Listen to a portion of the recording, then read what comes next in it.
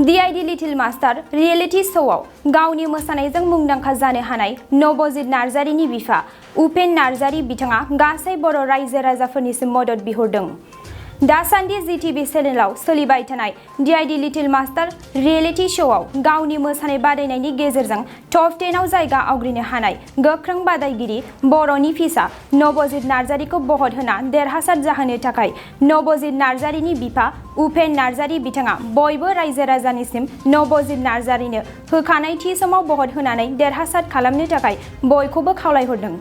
फिन खेबसेबाव मिथिहोबावबायदि 9152915246 जानबुं अनजिमायाव खेबसे मिस कल हरनायनि गेजेरजों नब'ज नार्जारिनो भटखौ हरनो हागोन।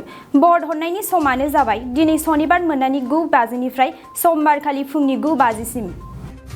खुलुमबाय रायजो राजा नोंथांमोनखौ आं नब'ज नार्जारि बा उपेन नार्जारि गासैबो रायजो राजा नोंथांमोनखौ आखाइ खबनानै आं आर'ज गाबो जे नोंथांमोननि अननायाव नब'ज नार्जारिया दासान्दि DID लिटिल मास्टारनि टप 10 आव हाबनो हाबाय।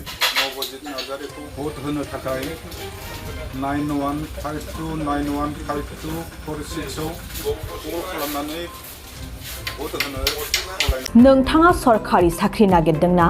नोंथांनि थाखाय मोनसे गोजोनथाव खौरां।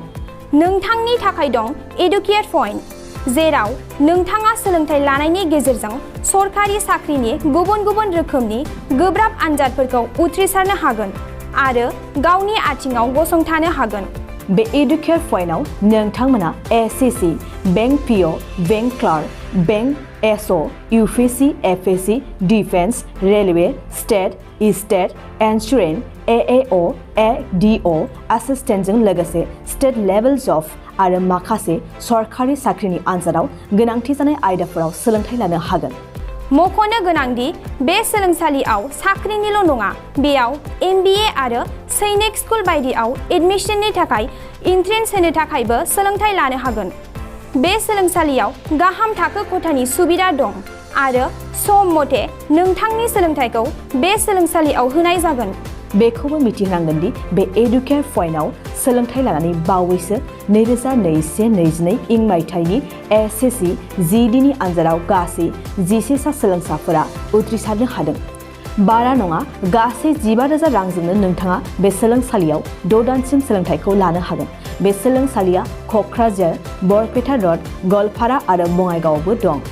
क'क्राझाराव सोलोंथाइ लानो गोसो गुदुं जानाय सुबुंफोरा 700-226-133 9101-536360 700-226-133 9101536360